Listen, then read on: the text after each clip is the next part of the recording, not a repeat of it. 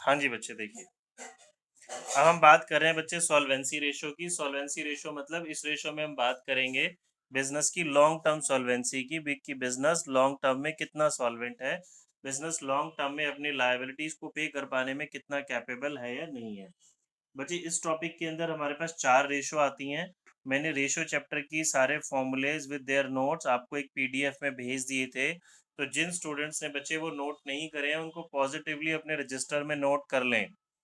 मैं आपको बार बार समझाता हूँ, ये सारी पिक्चर स्क्रीनशॉट्स पीडीएफ इधर उधर हो जाएंगे। अपना रजिस्टर मेंटेन करें और सारा कुछ उसमें पॉजिटिवली नोट करें। चलिए, इस हेडिंग के अंदर पहली रेशो आती है बेटा मेरे पास डेप्ट इक्विटी रेशो। डेप्ट इक्विटी रेशो, देखिए अभी कितना आसान है ये वाला चैप्टर।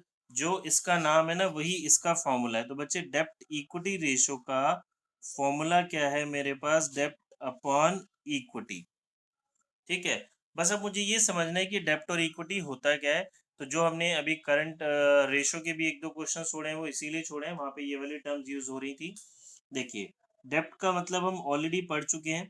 डेप्ट का मतलब नॉन करंट लायबिलिटी या फिर लॉन्ग टर्म लायबिलिटी।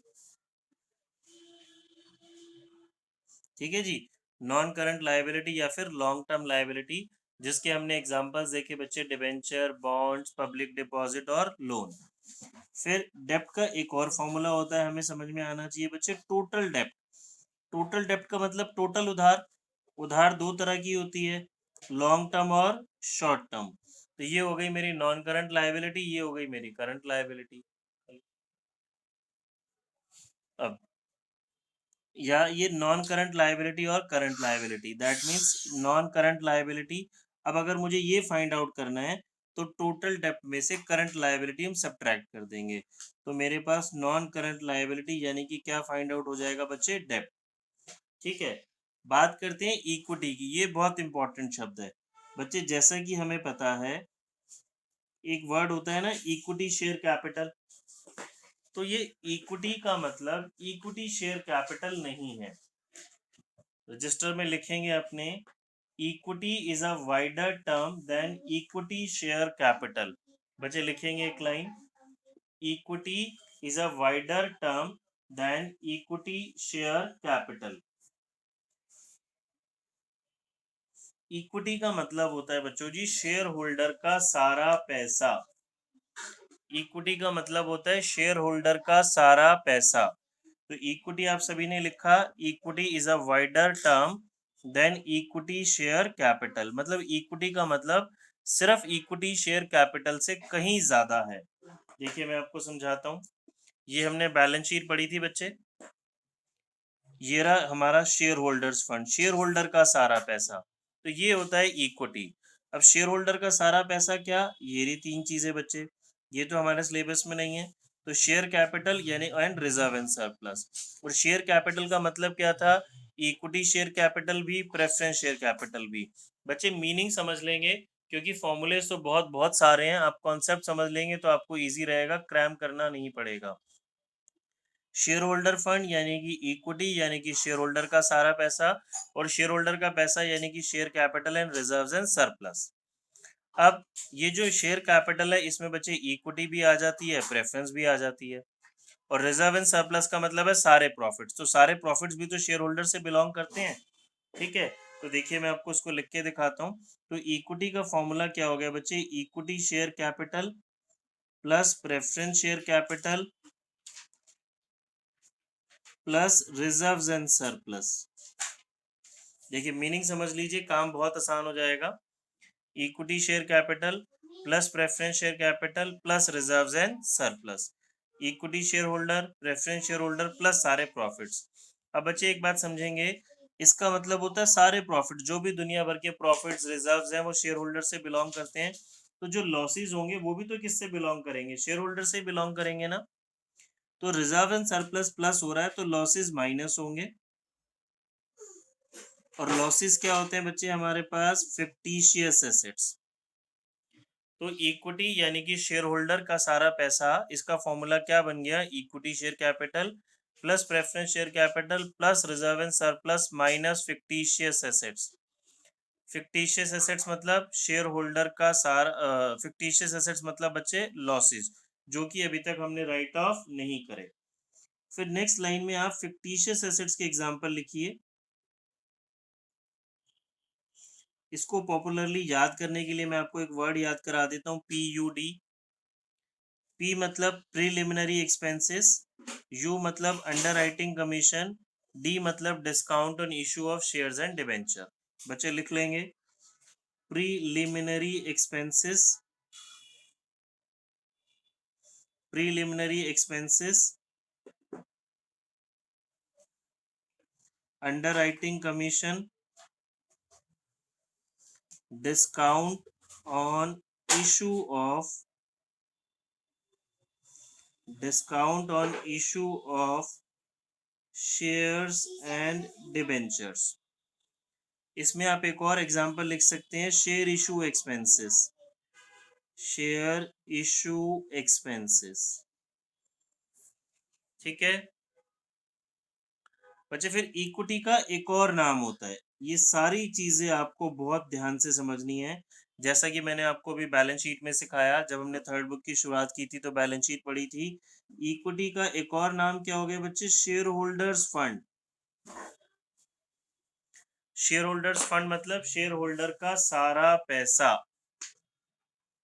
हमने देखिए इसका इक्विटी का एक और नाम पढ़ लिया, इक्विटी का फॉर्मूला पढ़ लिया। रिजर्व एंड सरप्लस में नहीं लिखवा रहा, हमने ऑलरेडी पढ़ा हुआ है बैलेंस शीट चैप्टर में। सारे reserves like security premium, journal reserve, reserve fund, contingency reserve, DRR, CRR, जिस भी चीज के एंड में आपको रिजर्व वर्ड दिख जाएगा वो हमारा क्या हो जाएगा? Reserve and surplus. Profits plus हो रहे हैं और जो लॉसेज हैं फिक्टिशियस एसेट्स वो माइनस हो रहे हैं। ठीक है, आगे आते हैं।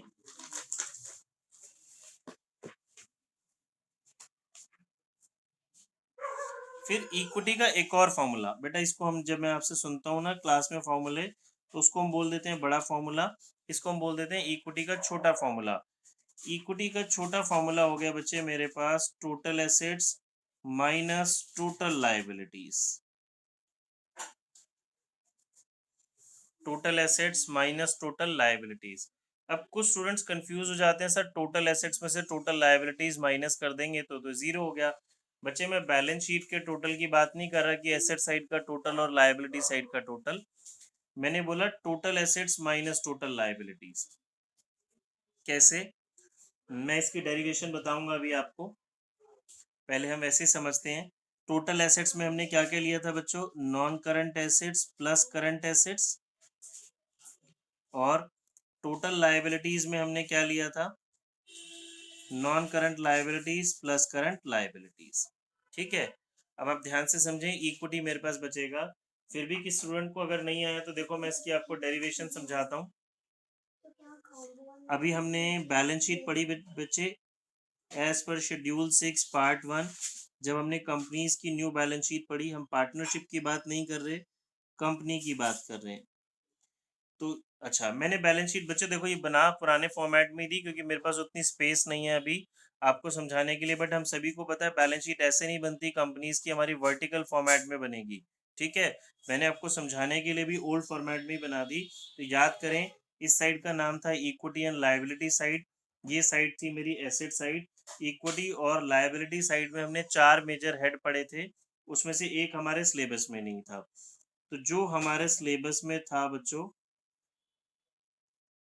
Share holders fund, non current liability and current liability. Asset side में 2 मेजर हेड थे, नॉन करंट एसेट्स और करंट एसेट्स। अब आप ध्यान से समझें बच्चे, हमें पता है बैलेंस शीट के दोनों साइड्स का टोटल इक्वल होता है। तो अगर मैं ये टोटल एसेट्स में से टोटल लायबिलिटीज को सब्ट्रैक्ट कर दूंगा तो बचेगा तो क्या? Share holder fund. और शेयर होल्डर फंड का ही तो नाम क्या होता है बच्चे? इक्विटी। ठीक है, फिर हमने ये भी पढ़ा था कि ये तो मेन सब हेड है, इस सब हेड के अंदर, सॉरी ये मेन हेड है, इस सब हेड के अंदर 2 सब हेड हमने पढ़े थे। कौन कौन सी 2 चीजें पढ़ी थी?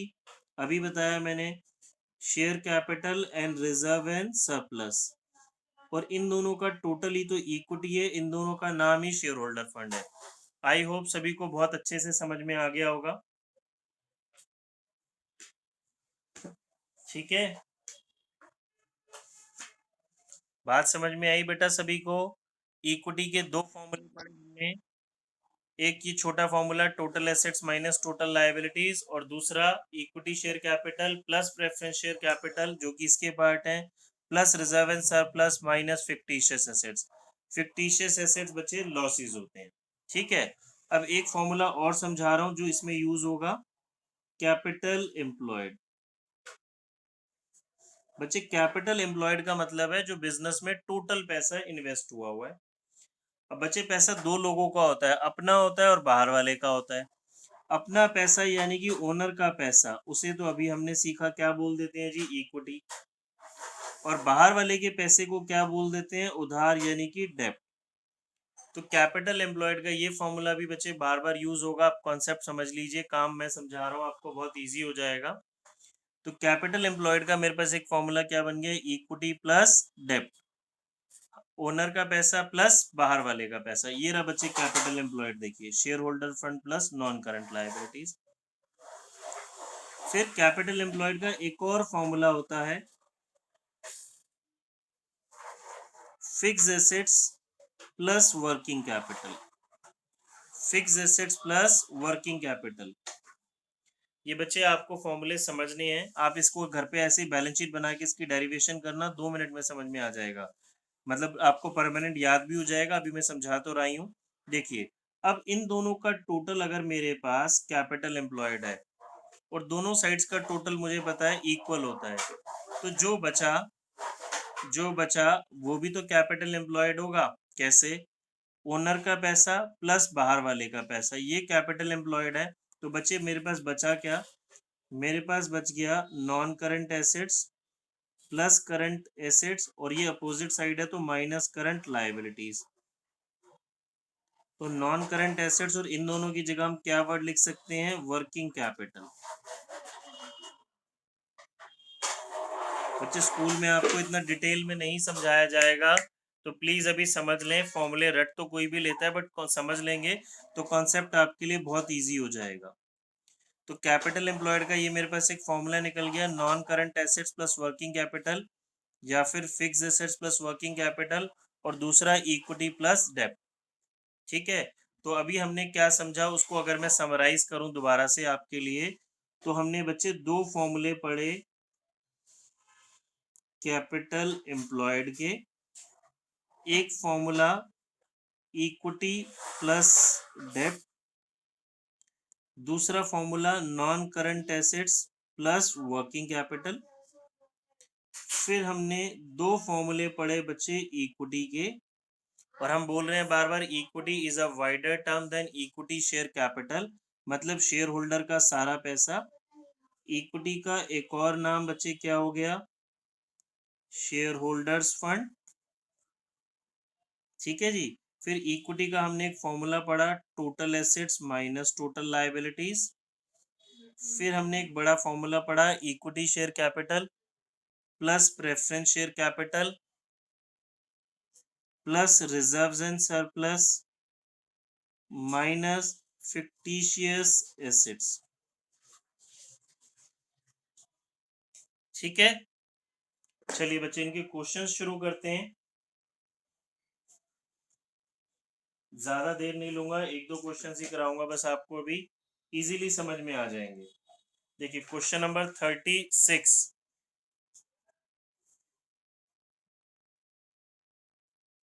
क्वेश्चन नंबर 36 बच्चे देखो, डेप्ट इक्विटी रेशियो निकालनी है, फॉर्मूला बताएंगे।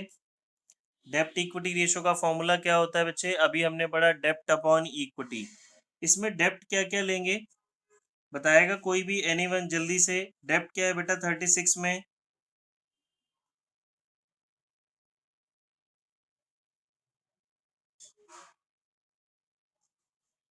डेप्ट मतलब लॉन्ग टर्म लायबिलिटी।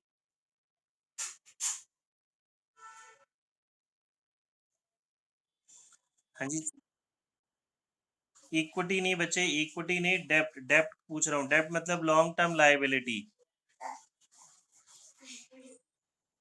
यस, डेप्ट में आएगा मेरे पास सिर्फ डिबेंचर्स।